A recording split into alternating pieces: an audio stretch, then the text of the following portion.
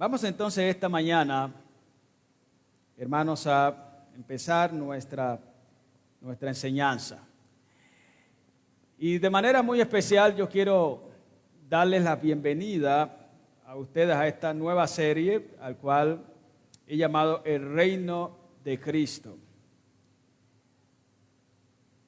Es una serie que vamos a empezar. Seguramente vamos a tener algunas en el camino, algunos intervalos para introducir algún otro tema relacionado con lo que vamos a estar hablando, como le decía ahora hace un momento, pero luego esperamos continuar con esta preciosa serie. Esta serie tiene como propósito ayudar a la iglesia a que tenga una comprensión de lo que es el establecimiento del reino de Cristo. Así que esperamos que esta serie sea de mucha bendición para usted, para la familia de la iglesia. Creo que ustedes recuerdan, hace varias semanas, meses, tal vez 2 meses, no menos, terminé una serie al cual le llamamos Cristo Prometido. Una serie que yo creo que fue de bendición para la vida de la iglesia. Y para conectar esa serie con esta que vamos a tener, para conectar esta serie con esa, estaremos trabajando el día de hoy un mensaje al cual he titulado La encarnación de Cristo prometido. La encarnación de Cristo prometido. Y luego estaremos trabajando la siguiente semana el mensaje La confirmación de Cristo prometido. O sea, Cristo se ha encarnado y vamos a estar viendo eso el día de hoy. Y luego vamos a estar viendo cómo confirmar que realmente Cristo es el prometido. Vamos a estar viendo eso.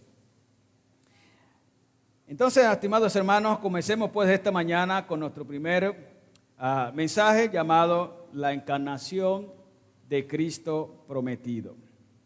Y una pregunta que puede surgir en esta mañana en usted es, ¿qué significa la encarnación de Cristo? A lo mejor algunos no han oído aún esa palabra, la encarnación de Cristo, o pueda que sí la haya oído, pero tenga poco conocimiento de ello.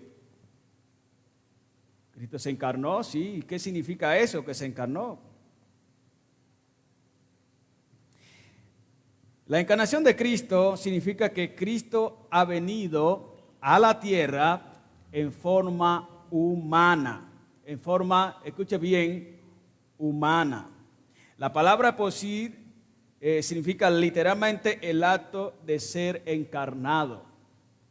Cristo vino, escúchame bien, vino en forma humana. Y eso debe ser es muy relevante para la fe cristiana, es muy relevante para la iglesia cristiana y debe ser, hermanos, muy relevante para nosotros que estamos aquí en esta mañana como iglesia de Cristo. Acompáñenme allá a Juan capítulo 1, versículo 1 al 4, y luego vamos a saltarnos al capítulo 14. Dice la palabra, en el principio era el Verbo, y el Verbo era con Dios, y el Verbo era Dios. Este era en el principio con Dios.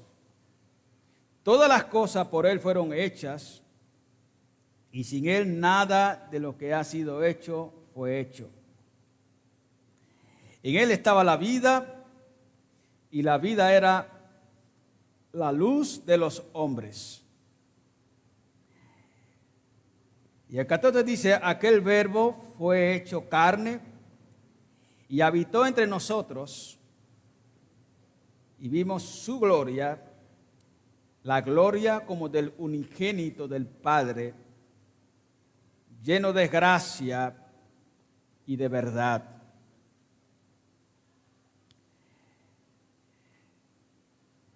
Este es un hermoso pasaje, hermanos. Realmente es un pasaje maravilloso y muy sorprendente a la vez. El texto comienza diciendo, en el principio era el verbo, y quiero que subraye esa palabra ahí, en el principio era el verbo. Esta palabra ya en sí hace referencia al tiempo de la creación. En el principio era el verbo. El texto claramente está indicando, amados hermanos, que el verbo existía antes de la creación del mundo. Antes de que el mundo existiera, existía el verbo. Ahora sigamos meditando allí en el texto. Dice, y el verbo era con Dios. Y el verbo era con Dios. Note esa palabra allí en el texto, con Dios. Esa palabra hace una clarísima distinción entre el verbo y Dios Padre. ¿Lo puedo observar? Y el verbo era con Dios.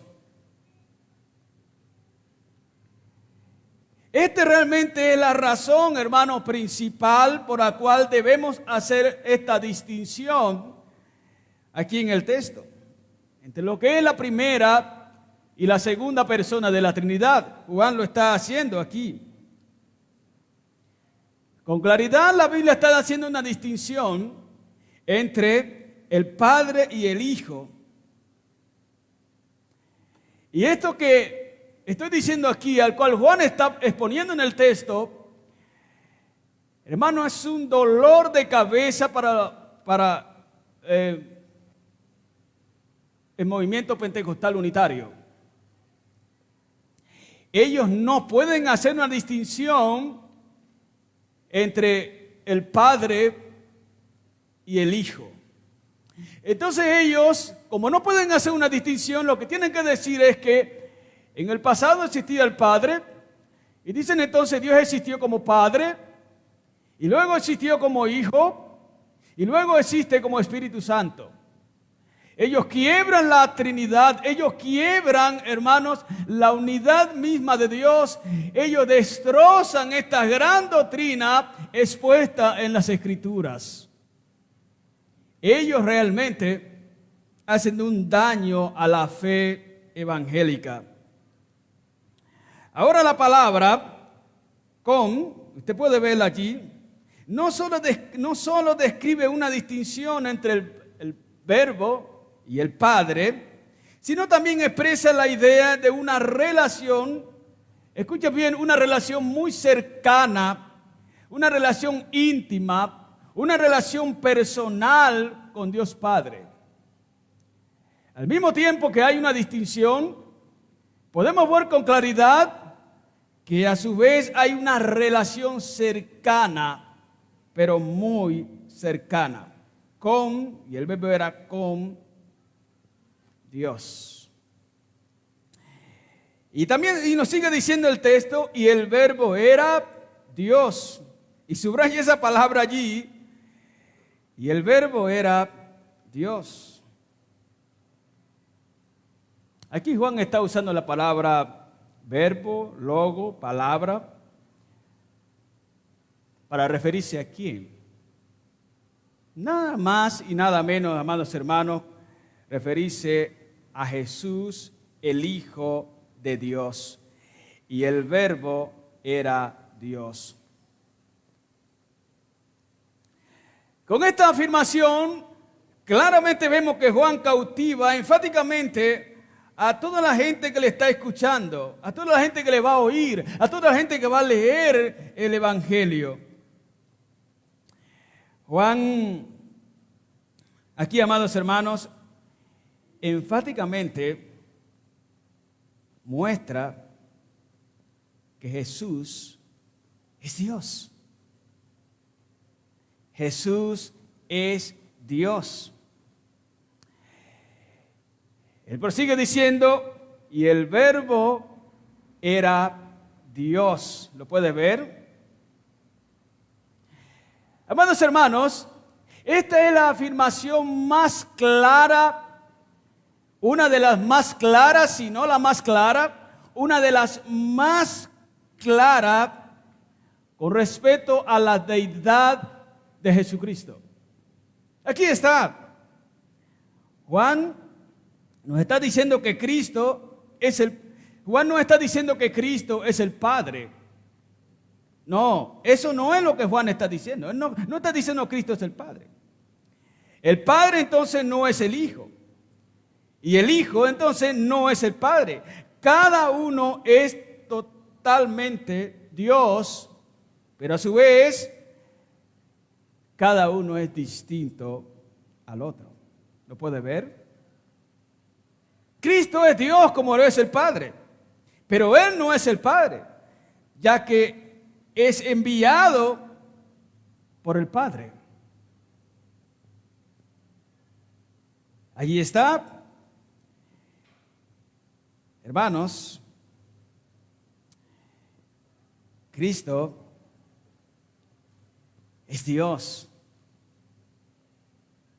Y eso debe ser muy claro en nosotros.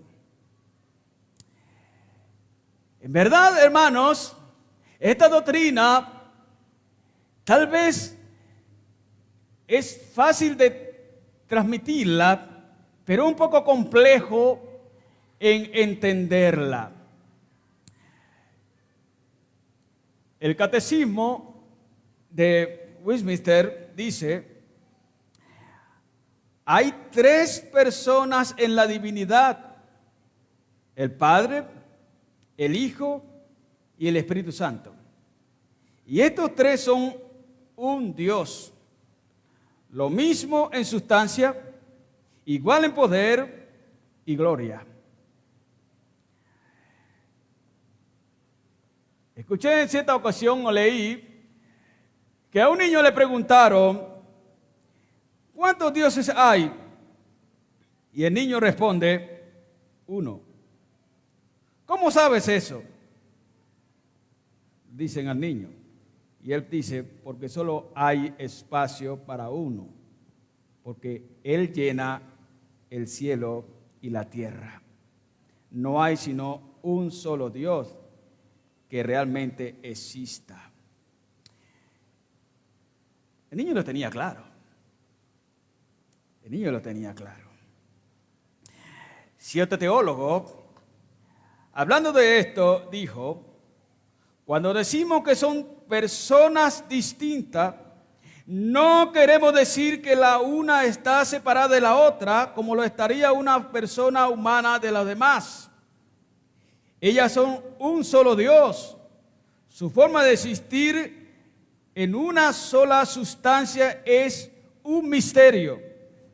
Lo que se nos ha revelado es que son un Dios y Padre, un Señor Jesucristo y un Espíritu Santo. Amados, Cristo es Dios como lo es también el Padre. Pero Cristo no es el Padre, ya que es enviado por el Padre. Y eso debe ser muy claro en nosotros. Decir que Cristo es el Padre es quebrar esta gran verdad. Destrozar esta verdad, destrozar esta doctrina, hermano, es gravísimo. Nosotros creemos lo que las Escrituras dicen y no podemos ir más allá. Donde Dios habla, allí nosotros vamos y hablamos. Donde Dios no habla, allí nosotros no hablamos. Nosotros sabemos que existe Dios Padre, Dios Hijo y Espíritu Santo, y que cada uno es Dios, que son uno. Y eso es lo que tenemos que pregonar. Y es lo que tenemos que creer. Pero que hay un misterio, lo hay. Y ese no se nos ha revelado todavía. Recuerdo leer en cierta ocasión que a un teólogo le preguntan: realmente yo no puedo todavía entender este sistema trinitario, no puedo entender esto de la Trinidad a cabalidad. Sé que aquí dice, pero no lo puedo, y lo hablo parafraseando. Y el teólogo dice: pues yo tampoco. Yo tampoco. Pero lo ciertísimo es que es verdad esta doctrina. Ahora note lo que dice el 14. Y aquel verbo fue hecho carne. Note usted lo que dice. Y aquel verbo, que es Cristo, que es Dios, fue hecho carne y habitó entre nosotros, y vimos su gloria, la gloria como del unigénito del Padre, lleno de gracia y de verdad. En el texto, otra vez, está con claridad diciendo que Jesús se hizo carne y habitó entre nosotros. Y es verdad, Él se hizo carne y habitó entre nosotros, entre sus criaturas. Con claridad Juan nos está mostrando aquí, hermanos, que Cristo es el unigénito Hijo del Padre. Y aquí la palabra hijo y la palabra unigénito se usan, hermanos, para indicar otra vez una relación especial, una relación única entre el Verbo con Dios Padre. Ahí otra vez Juan está tratando de mostrar la relación que hay entre el Padre y el Hijo. En esta relación entre el Padre, entre el Hijo y el Padre, hermanos, hay una cercanía que no tiene, hermanos, los seres humanos no podemos comprender cómo es totalmente ello. Pero que la hay, la hay. Esta relación del Padre, del Hijo y el Padre no tuvo principio. Hermanos, lo que la Biblia nos muestra es que ha sido siempre, siempre, siempre. Este Cristo, el unigénito, se encarnó y habitó entre nosotros. Es verdad. Este es el Cristo prometido, amados hermanos. No es otro. Este es el Cristo prometido. Y es en Él que nosotros creemos. Este es. En la mitología griega, las deidades no se encarnaban para estar entre sus subalternos, sus súbditos. Ellos no lo hacían. La deidad normalmente se mantenía elevada y jamás podía bajarse y estar a nivel de sus súbditos. Es incomprensible para el pueblo griego que los hebreos tuvieran uno que es Dios y que se encarnó y que habitó entre ellos. Esto era incomprensible. Aquí Juan, amados hermanos, está con claridad afirmando que el Verbo existía antes de todo, que ha estado con Dios Padre eternamente, que es Dios, creador de todo lo que existe, y este es el encarnado Hijo de Dios. En el credo de Nicea se dice: Cristo descendió del cielo y se encarnó. Y en la confesión de fe de Wittenberg dice: la naturaleza de Dios y el hombre fueron unidos en una persona sin conversión, como composición o confusión, siendo uno en sustancia e igual al Padre y al mismo tiempo siendo hombre. Tomás de Aquino dice que esta encarnación se dio por la entrada del pecado de la humanidad debido a la caída del hombre. Amados hermanos, Jesús es Dios y este Jesús, hermanos, es la simiente prometida. Este Jesús es la simiente prometida. Este Jesús es la promesa de redención del Padre. Allá en Génesis con claridad, Jesús nos dice, con claridad Génesis nos dice, Génesis 3:15, y pondré enemistad entre ti y la mujer, y entre tu simiente y la simiente suya. Esta te herirá en la cabeza y tú le herirás en el calcañar. Ya en sí, hablando de esta simiente, que es Cristo, ya en sí, note lo que está diciendo. Mientras Satanás va a hacer ¿cómo pudiésemos decir? Hacerle un pequeño rasguño, Jesús lo va a aplastar, lo va a derrotar, lo va a destruir.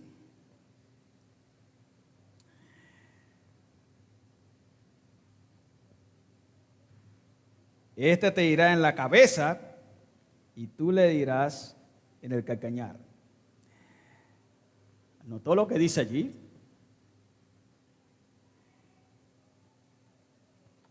Hermanos, en el tiempo señalado, Cristo vino. En el tiempo señalado, Cristo vino. Él vino. Nota lo que dice Gálatas capítulo 4:4.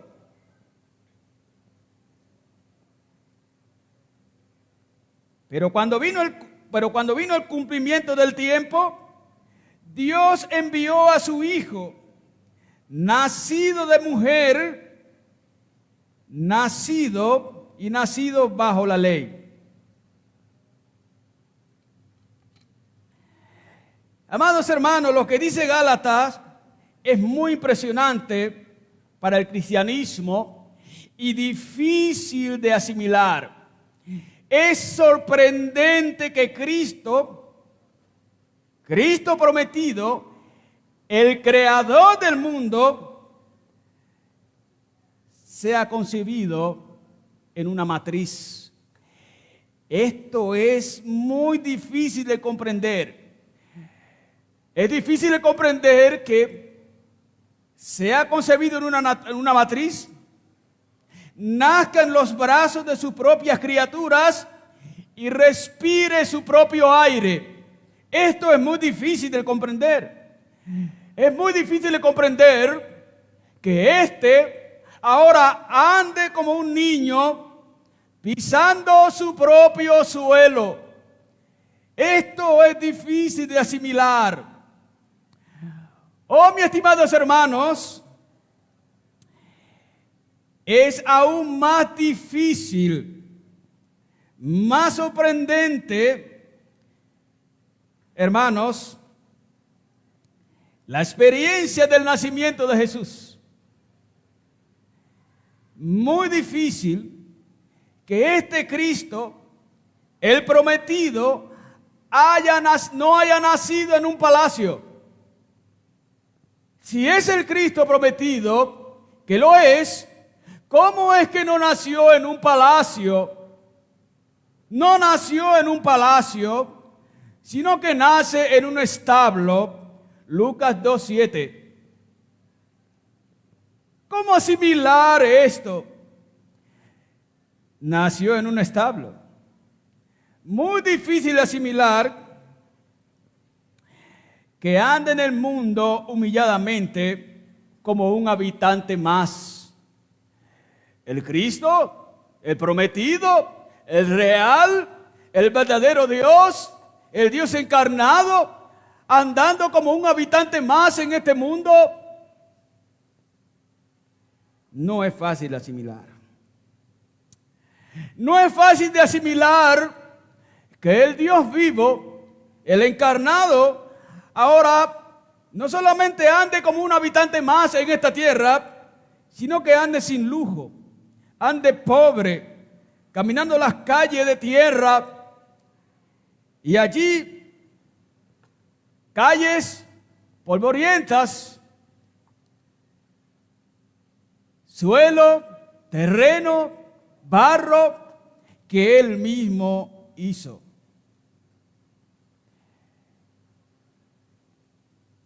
No es fácil de asimilar que el Cristo, el encarnado, el Hijo de Dios, ande en medio de pecadores malolientes. ¿Cómo puede ser tal cosa? El Señor majestuoso, el Hijo del Altísimo, ande en medio de pecadores que huelen mal. Pero ahí está, allí está. ¿Cómo asimilar que Él hizo todas las cosas, entre ellos el fruto, el alimento, y ahora Él se esté alimentando de la propia sustancia que Él creó?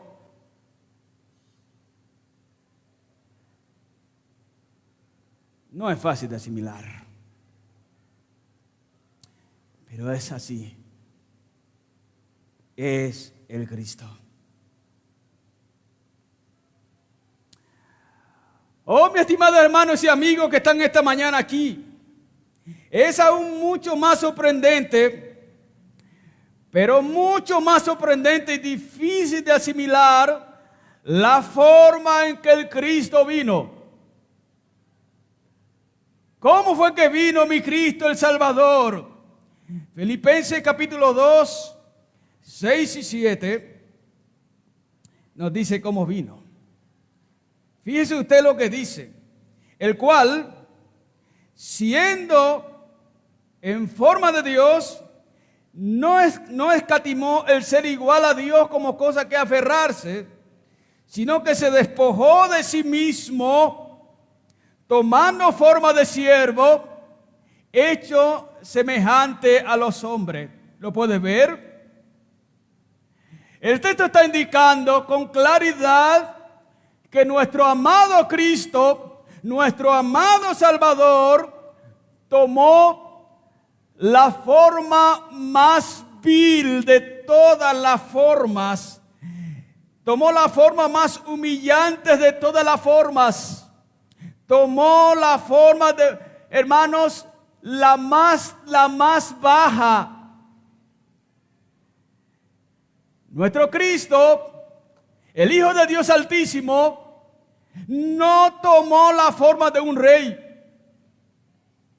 no tomó la forma de un emperador, no tomó la forma de un gobernador, no tomó la forma de un patriarca.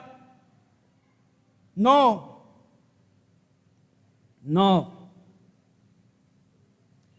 Nuestro Jesús, nuestro Cristo amado, ¿sabe?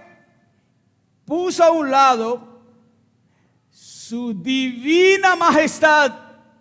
Escucha bien. Puso a un lado su divina majestad como soberano del universo para tomar la forma de un siervo.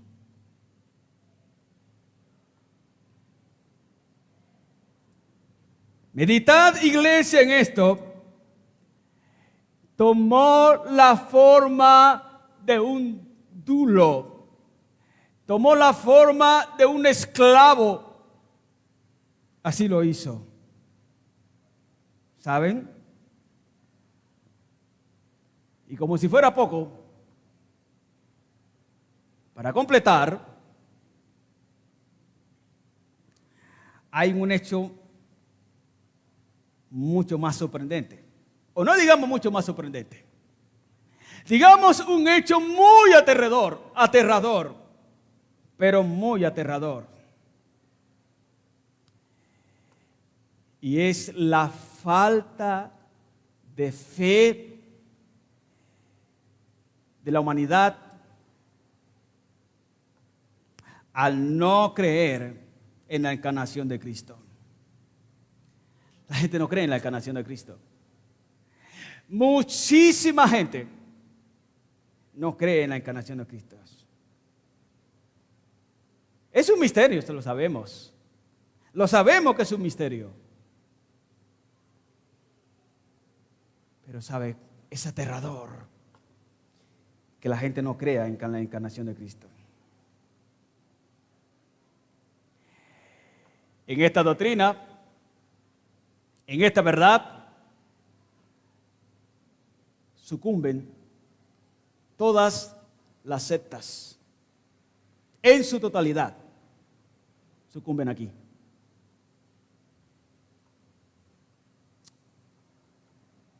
Sus fundadores no han podido descifrar el misterioso y glorioso hecho de que el Dios, Rey de Reyes, el Señor de Señores, haya dejado su divina majestad para encarnarse y ser como uno más en este mundo. No es fácil de asimilar y ellos no lo pueden descifrar, que Dios se haya hecho hombre. Entonces, ¿qué conseguimos? Aquí van a naufragar los judíos, los musulmanes, los unitarios, los testigos de Jehová y muchos otros. No pueden entender este misterio, no lo pueden comprender. Y ellos se niegan a creer esta verdad. Ellos tienen creencias cerradas. Tienen falta de fe. ¿Quién antes se ha dicho que para creer todo lo que Dios nos dice, tenemos que entender absolutamente todo lo que Él nos dice? No. Quiero preguntarle a usted en esta mañana. ¿Usted cree que Cristo se encarnó? ¿Usted cree en la encarnación de Cristo? ¿Usted cree, mi estimado hermano, en la encarnación de Cristo? Esto es muy importante, hermano, lo que voy a estar diciendo ahora. Pero déjeme, yo le pregunto una vez más. ¿Usted cree en la encarnación de Cristo? ¿Usted cree en la encarnación de Cristo prometido? Creer realmente esta verdad es muy importante. Esta verdad solo la podemos creer por fe. Los anticristianos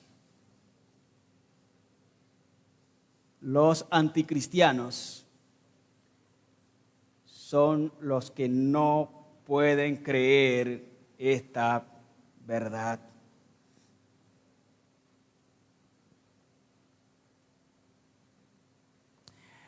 Amados hermanos, si no podemos creer en la encarnación de Cristo, y escucha bien lo que voy a decir. Si tú no puedes creer en la encarnación de Cristo, tampoco puedes creer que Él murió y resucitó.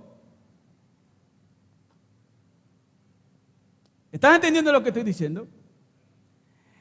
Ninguno que no pueda creer realmente en la encarnación de Cristo, realmente no podrá creer que Cristo murió y que Cristo resucitó. Realmente esto es un engaño del enemigo.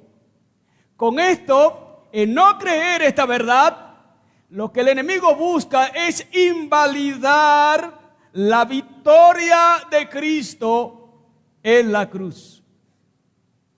¿Sabe? Cristo tenía que venir para derrotar a sus enemigos y liberar a los elegidos del Padre de semejante esclavitud en que estaban sometidos.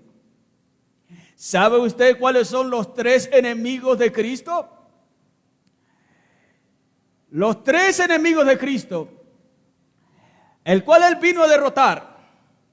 Los 3 más grandes enemigos, al cual Cristo tenía que ser encarnado para derrotarlos. ¿Sabe cuáles son? Se los diré en esta mañana. El pecado, la muerte y Satanás. Estos 3 enemigos tenían que ser derrotados. ¿Veis ahora, hermanos, la importancia de la encarnación de Cristo? Cristo tenía que derrotar el pecado, al cual había entrado Adán y toda la descendencia. Cristo tenía que derrotar a la muerte, al cual precisamente entró por el pecado. Y Cristo tenía que derrotar a Satanás, el tentador, el engañador. Tenía que derrotarlo. Creer que Cristo se encarnó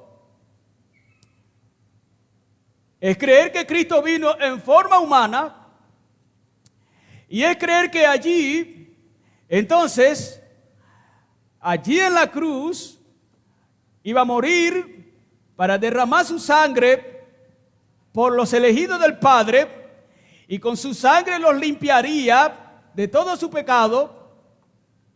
Allí tenía que ser bajado para ir a la tumba, y allí en la tumba tenía que levantarse luego, después de 3 días, tenía que levantarse, y si se levantaba de allí, entonces podía decir que había vencido la muerte.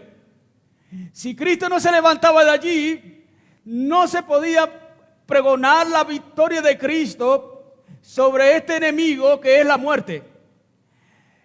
Por eso es que algunos teólogos han dicho que Jesús mató la muerte de la muerte.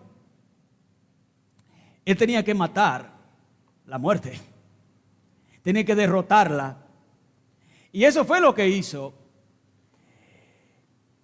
Y tenía que derrotar a Satanás.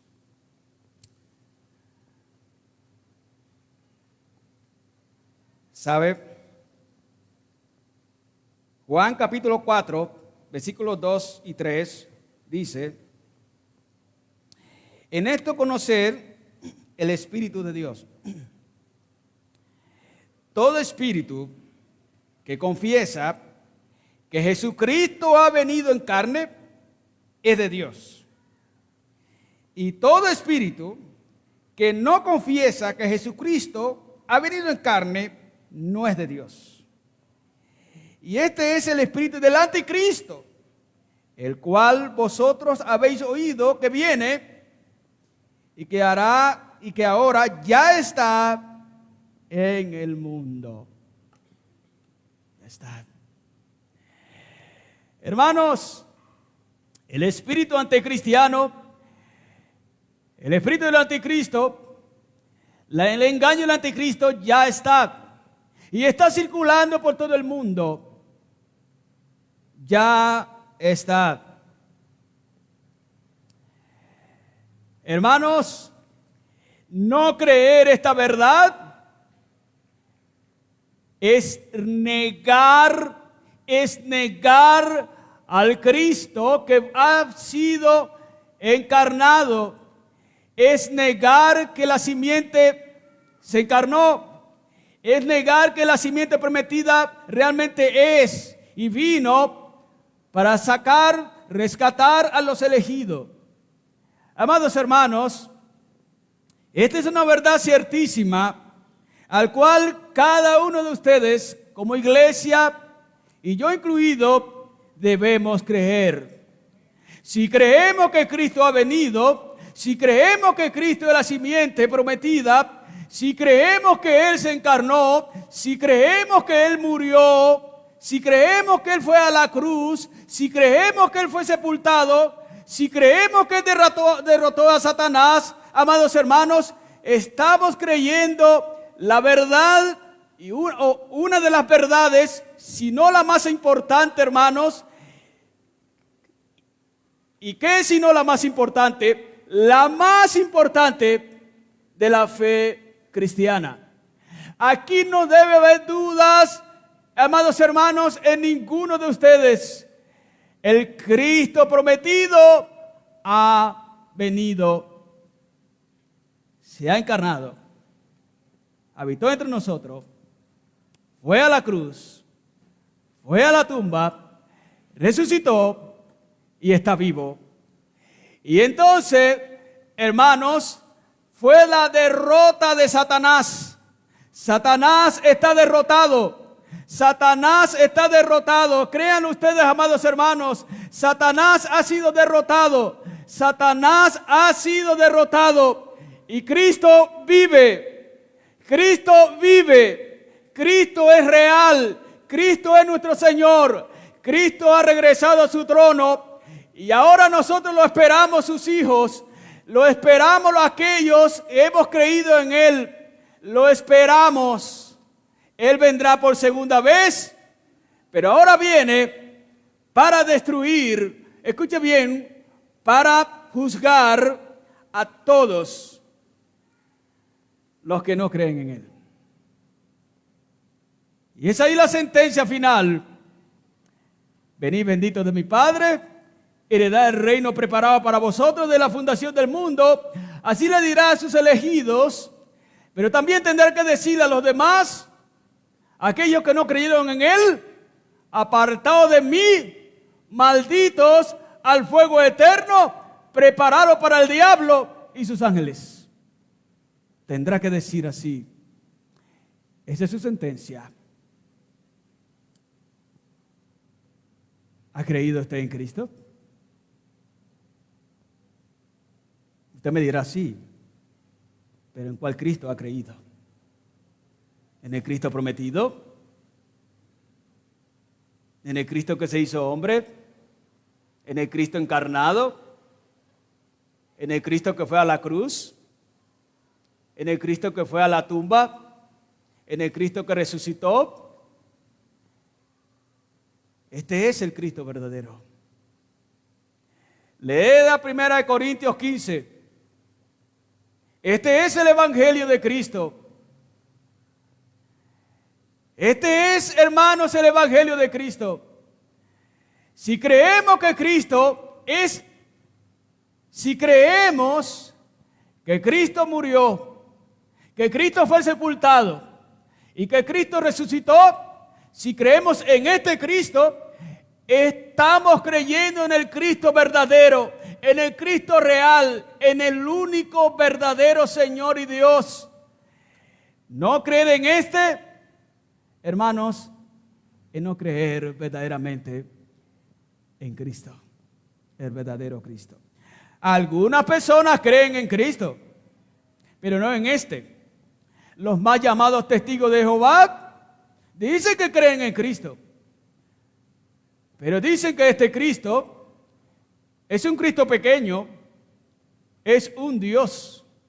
No dicen que es Dios, que es un Dios. Mire su Biblia, lee una Biblia de Testigo de Jehová.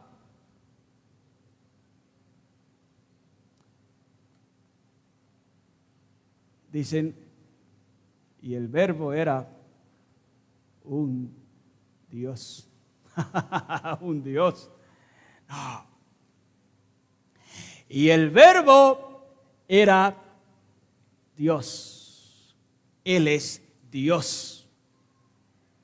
En este es que nosotros creemos. Déjeme preguntarle una vez más. ¿Es este en el Cristo que usted cree? ¿Es este en el Cristo que el Cristo que usted sigue?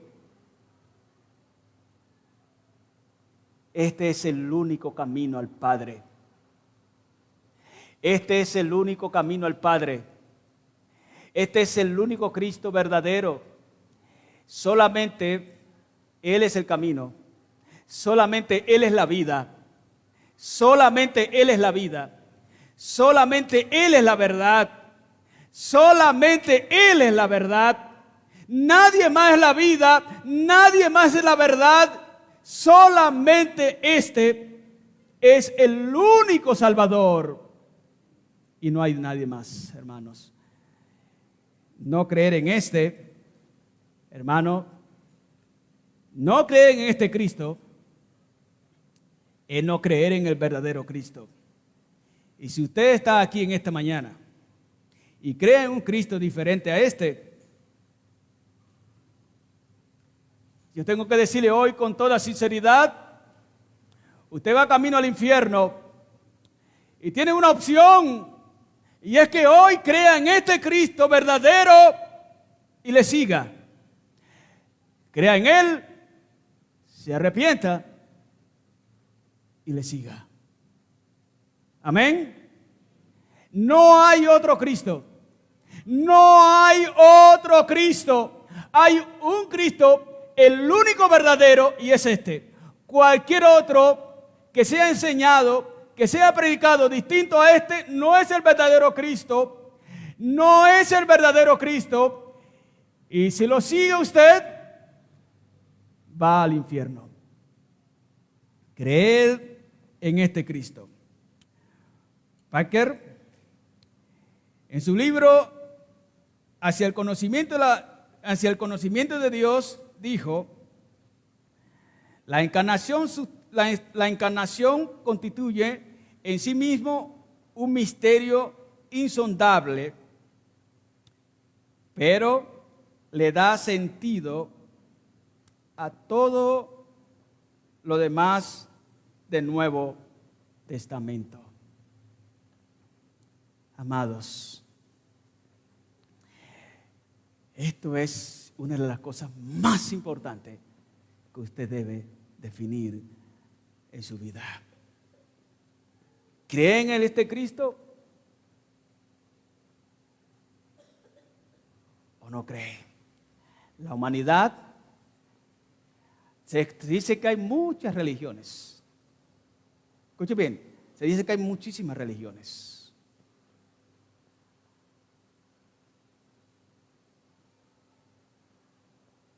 Pero yo quiero decirle esta mañana que solamente hay dos expresiones verdaderamente. Una, expresiones, y si queremos llamar religiosas. Los que creen en este Cristo y los que niegan a este Cristo. Todos los que no creen en este Cristo, llámese como se llame, perdónenme la expresión, están en el mismo paquete. Y todos ellos van al infierno. Y todos los que creen en este Cristo expuesto en su palabra, ellos vamos camino